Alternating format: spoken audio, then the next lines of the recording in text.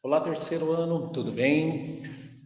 Tudo bem com vocês? Vamos iniciar a nossa aula e a nossa aula vai tratar de História do Brasil, aula 11, estamos no capa 3 e, na verdade, essa aula ela dá continuidade a um tema que nós já havíamos trabalhado na semana anterior, só que nós trabalhamos a questão do segundo reinado, as questões políticas, né?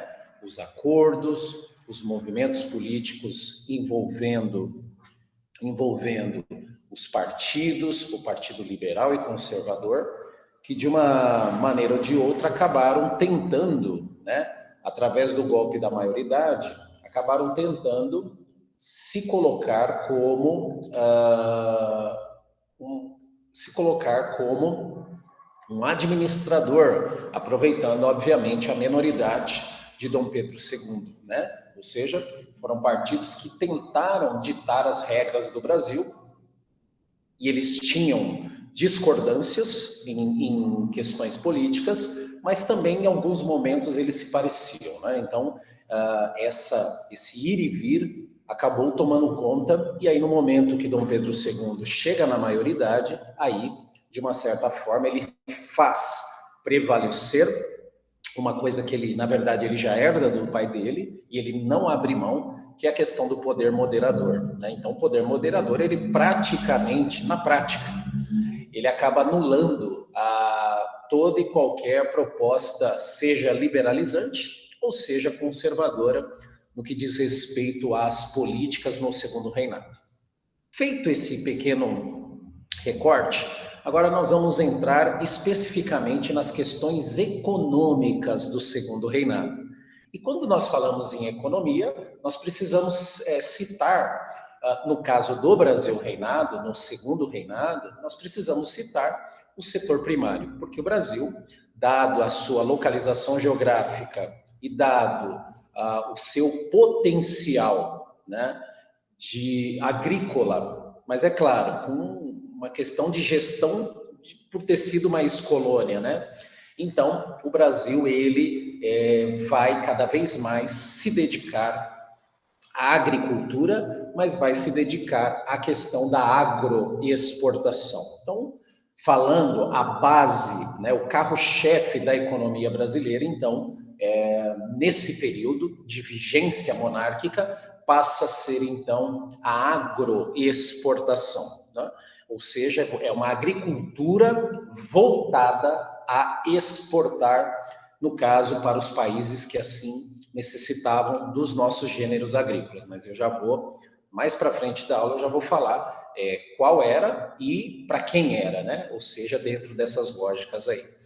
E aí ele fala aqui no segundo item, ó, deixa eu só subir um pouquinho aqui para ficar bem em cima, ele fala assim, ó, em meados da década de 1840, portanto, do 19, o café despontava como principal produto brasileiro.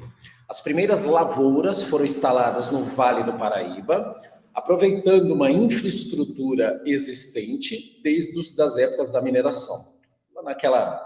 Nós até tivemos uma aula nas chamadas sociedades mineradoras, né? Então, já tinha uma estrutura, porque núcleos de povoamento foram feitos a partir, né, da questão o que foi, né, esse surto minerador que acabou atraindo milhares aí de pessoas. Posteriormente, o interior das províncias de São Paulo passou a receber as fazendas cafeeiras. O que significa uma fazenda cafeeira? Uma fazenda estruturada para o plantio em larga escala do café, visando a agroexportação, como foi falado no primeiro parágrafo. E aí ele fala assim, onde o gênero agrícola era cultivado com técnicas mais modernas. No Oeste Paulista, utilizava-se principalmente mão de obra livre. Então, é interessante pensar que mesmo em monarquia vigente, nós tínhamos aí subacordos aonde se empregava nessas áreas mão de obra assalariada. Mão de obra assalariada porque não se tratava de escravos, mas se tratava de trabalhadores livres que aqui residiam em períodos aí migratórios. Muito bem, falar aqui por que São Paulo, né? Você pode se perguntar isso porque não aconteceu em outra região do Brasil. Bem, nós temos aí, o primeiro motivo já foi falado.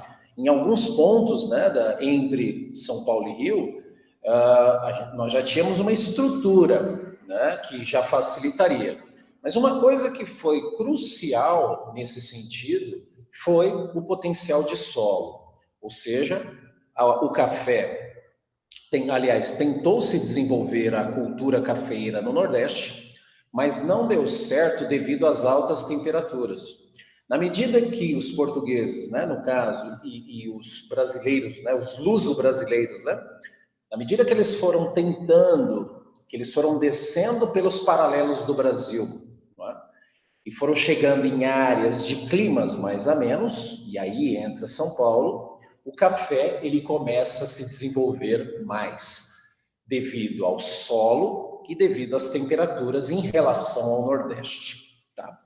Outra coisa importante que eu preciso falar nessa aula é que o café passa a ser a bola da vez, porque o café ele era muito consumido pela Europa, mas principalmente pela Inglaterra.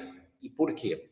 Porque a Inglaterra, ela em plena Revolução Industrial, as jornadas altíssimas de trabalho exploratório fazia com que o café atendesse essa demanda, né? Porque os trabalhadores tomavam muito café, porque a cafeína, dentro de uma das substâncias, ela tira o sono. Então, o café ele era usado sistematicamente para a produção, para que o aumento da produção, para poder sustentar, né, as pessoas a ficarem sem dormir para poder trabalhar mais. Claro que também não só por isso, mas, e pelo consumo de café, que na Europa, por ser um país temperado, em parte ser um país frio, não tinha, aliás, não tem até hoje solo e condições naturais para o plantio do mesmo. Por isso que a Europa, então, portanto, mas principalmente a Inglaterra, comprava o nosso café, o café brasileiro. Bem, dando sequência, então, eu vou descer aqui um pouquinho para ficar bem em cima de onde eu vou ler, para facilitar para vocês. Durante a segunda metade do século XIX, ocorreu uma significativa expansão das ferrovias, principalmente para atender às necessidades da produção cafeeira. Então, eu tenho uma transformação em curso no Brasil, tá? E as ferrovias, elas passam a ser o modal de transporte escolhido exatamente pelo seu custo, que não é caro, e pela capacidade de carregar de uma só vez toneladas e toneladas de café. Então, claro, e isso tudo entrava na conta. Então, para que o produto seja lucrativo, as questões do transporte também são importantíssimas. Então, o trem, ele que vai começar, mas é claro, atendendo às necessidades de logística do café, mas as ferrovias inaugura o começo aí de uma infraestrutura, porque o café, aliás, as ferrovias, para poder levar esse café, começam a se desenvolver no interior de São Paulo, indo até o Porto de Santos. Então, eu tenho aí uma movimentação e uma dinâmica que vai começar a acontecer, portanto, para atender essa demanda. Bem, descendo aqui para ficar em cima, olha lá. Os rendimentos das exportações do café proporcionaram uma modernização econômica evidenciada no crescimento das atividades bancárias, comerciais e dos meios de transporte, como eu falei para vocês. A cidade de São Paulo se torna o grande símbolo dessas transformações. Então, São Paulo, e isso ajuda a entender a grandiosidade deste município e desse estado, ele se justifica porque São Paulo, em relação às outras províncias, estou usando esse termo porque na monarquia não se fala Estado federativo, você só fala isso depois da República. Mas voltando aqui nas áreas provinciais, São Paulo dá um salto em relação a isso, porque São Paulo passa a ser um local atrativo para o desenvolvimento de outras atividades que vão, de uma certa forma, depender da grande venda de café. Muito bem. Então, eu tenho bancos chegando, eu tenho algumas atividades aí que começam a desenvolver.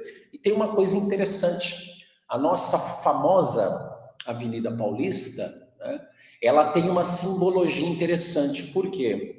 Porque os fazendeiros, a maioria das fazendas era no interior de São Paulo. Então, eles precisavam negociar as suas sacas de café antes de vender para o exterior. Então, o deslocamento se tornava, né, uma viagem de trem a vapor, não é igual um carro, né, não é igual um avião hoje em dia, então demorava. Então, para facilitar e diminuir um pouco esse cansaço, os fazendeiros, portanto, começou a comprar e construir casas na Avenida Paulista, exatamente porque era mais fácil sair da fazenda, vir para São Paulo, residir durante 15, 20 ou até às vezes 30 dias, para ter um conforto em relação a negociar esse café, porque você não negociava da noite para o dia. Então, nesse sentido, a Avenida Paulista, ela começa a se desenvolver nesse sentido, porque os fazendeiros, do ponto de vista, os barões do café, né, como ficaram conhecidos, eles usavam aquele espaço para residir até, obviamente, baterem o martelo e negociar as suas sacas de café para vender para o exterior. E aí eu tenho, a grosso modo, o desenvolvimento aí de São Paulo, e falando especificamente da Avenida Paulista. E aqui, como consequências da Lei Alves Branco, que aumentava as tarifas alfandegárias, e a Lei Eusébio de Queiroz, que extinguiu o tráfico de escravizados, aumentando o número de trabalhadores livres e, consequentemente, o de mercado consumidor. Então, o que acontece? São Paulo, que já estava atendendo essas dinâmicas modernizantes, a partir do momento da Lei Eusébio de Queiroz, o que vai acontecer? Eu começo aos poucos, né, porque se você não pode mais trazer africanos na condição de escravo, o que vai acontecer? Eu tenho, aos poucos, os trabalhadores livres, logo mais vai ficar num número maior do que os escravos. Sendo assim, esses trabalhadores terão que ser assalariados. E, obviamente, São Paulo, que já se despontava como uma província atrativa nesse sentido, vai acabar atraindo mais pessoas para trabalhar e buscar o seu sustento. Então, e aí terminamos aqui, né? A modernização não rompeu as estruturas econômicas, ou seja, não acabou com a escravidão só vai acabar com a República, mas eu tenho um caráter conservador, mas eu tenho aí surtos modernizantes e, obviamente, que isso lá na frente, uns anos depois, isso vai acabar se configurando e ajudando no advento republicano. Tudo bem, gente? Espero que vocês tenham entendido e até a nossa próxima aula.